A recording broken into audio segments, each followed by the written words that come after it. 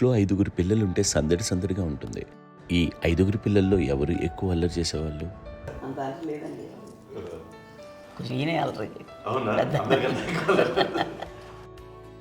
అమ్మ ఇక్కడ ఒకటమ్మా, అల్లరికి హుషారుకి చలాకితనానికి చిలిపితనానికి ఆ తేడా తెలుసుకుని చెప్పమ్మా. అల్లరి అంటే ఇప్పుడు నా ఇమేజ్ ఏమైపోద్ది, అల్లరి అంటే అల్లరుడు అని, నేనేమో చాలా రావుడు మంచి బాలుడు అనేలాగా నా ఇమేజ్ ఇది. నేను అలాగే చెప్తుండేవాడిని. నా ఉద్దేశం అదే. నేనేమో అల్లరి నన్నే అంటే చలాకితనం అమ్మ అల్లరి అనుకునేది. లేదండి, ఎక్కువ హుషారు కానీ చాలా బాగుండేవాడు అబ్బాయి. ఇంట్లో పనులన్నీ మీకు సాయంగా ఉంటుంది. అవునండి, వాడే చేసేవాడు.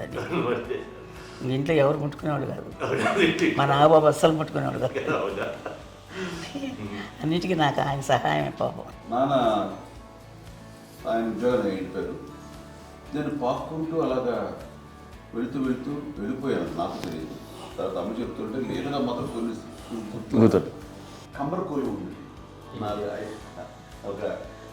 ఒక అది పెట్టి అది వెళ్ళి కూర్చోతా ఏడుస్తున్నాను రోడ్డు మీద. వెళ్ళేసరికి వాళ్ళు 3 years సో నన్ను వాళ్ళు తీసుకెళ్ళి వాళ్ళు కమ్మర కూర్చోబెట్టాడు.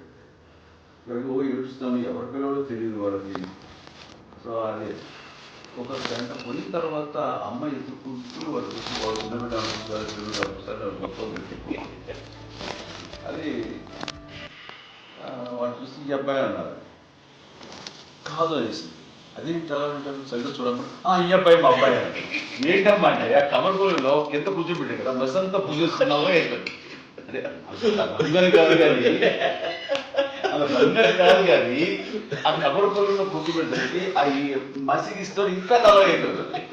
అంత నలుపుడేసాడు. నా బిడ్డ కాదండి, అమ్మ వెళ్ళిపోబోతుంది, బయలు డౌట్ చాగింది. అది కావు నేను నా బిడ్డ వేసాను. Card is cutting doubt